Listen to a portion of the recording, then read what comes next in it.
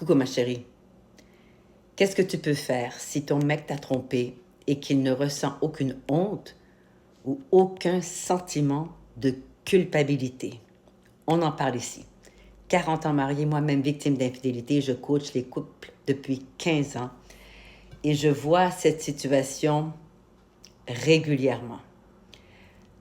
Les hommes peuvent aller tromper, peuvent détruire l'estime de soi de leur femme, peuvent anéantir le cœur de leur épouse, peuvent démolir la relation et n'avoir aucun sentiment de honte ou de culpabilité.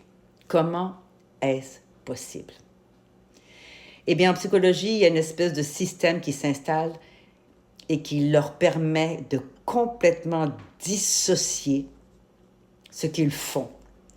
Ils n'ont pas d'empathie. Ils sont dépourvus d'empathie. Ils ne comprennent pas réellement la douleur qu'ils ont causée. Intellectuellement, ils sont capables de la rationaliser, de la mettre sur papier, de la nommer, mais ça ne descend pas dans leur cœur. Ils ne ressentent pas la douleur. Ils n'ont pas de compassion. Pas évident. Comment on fait pour vivre dans une relation où il n'y a pas de compassion, il n'y a pas d'empathie réelle? Alors bien sûr, on peut travailler la relation, on peut mettre des paramètres, on peut installer un modus operandi. Bien sûr, ça se fait, plein de couples le font.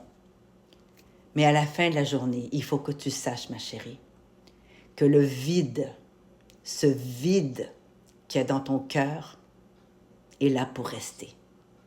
Parce qu'il ne pourra jamais le combler. Pourquoi? Parce que ne pas être en mesure de sentir que sa douleur est comprise, est partagée, est ressentie, laisse ce vide. Laisse ce vide. Alors c'est ton choix rendu là. Tu peux garder cette relation et la faire fonctionner, mais tu dois tout au long de cette nouvelle relation construite te protéger, donner sans te vider. Sois prudente, ma chérie. Souvent, ce sont des femmes très empathiques, très ouvertes, le cœur sur la main, généreuse, compréhensive, qui veut pardonner, qui veut donner une chance au couple. Mais tout ça, la femme, elle parle de son cœur. Parce que si elle écoutait sa tête, elle partirait en courant. En courant.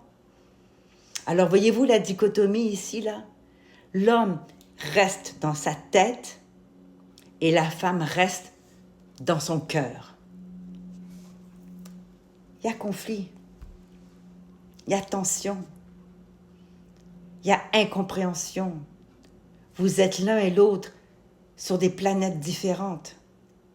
Tant qu'à la réalité de la relation, tant qu'à la réalité de l'infidélité, tant qu'à la réalité des conséquences.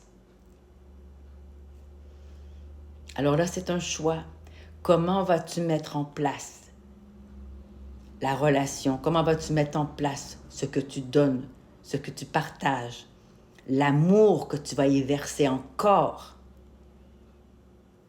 Si tu sais très bien que le cœur de ton homme ne sera jamais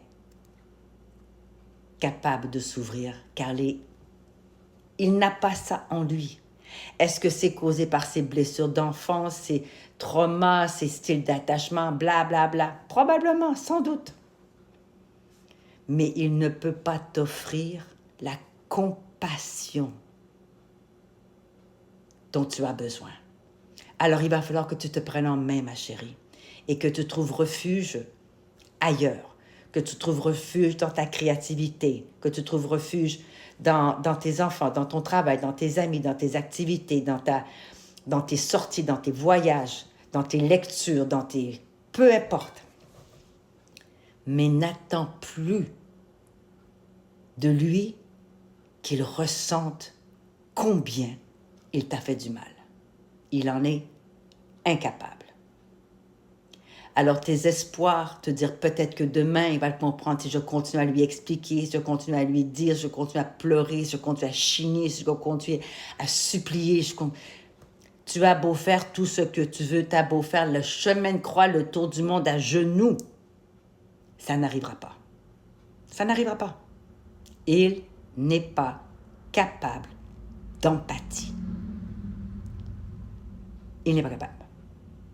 C'est un trait de caractère, c'est une personnalité, c'est un comportement qu'il a adopté, par protection sans doute, mais toi, tu subis les conséquences. Alors, tu veux rester dans cette relation, c'est un choix.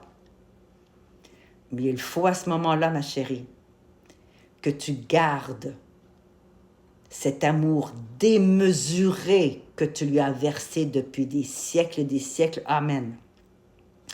Retiens-toi juste un peu, protège-toi. Ça ne dit pas de le traiter comme de la schmouk, c'est pas ça que je dis. Mais n'espère pas, en te dévouant corps et âme, comme une Madeleine, comme une Pénélope, que tu vas changer son ressenti. Ça ne changera pas. Alors fais les bons choix, donne ce qu'il faut, pas plus, ne te vide plus jamais, jamais. Ne quémande pas, ne te mets pas à genoux et à pleurer pour lui expliquer, ça ne sert à rien. Vis ta vie, vis ton couple et surtout, regarde bien ce que tu donnes, combien tu donnes et à quoi ça sert que tu donnes autant.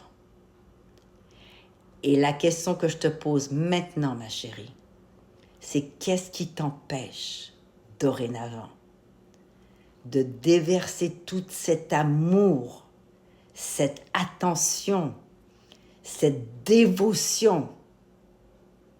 Qu'est-ce qui t'empêche de tourner tout ça vers toi et de te l'offrir à toi afin de pouvoir enfin guérir? Car ce n'est pas lui qui va te tendre la main pour ça.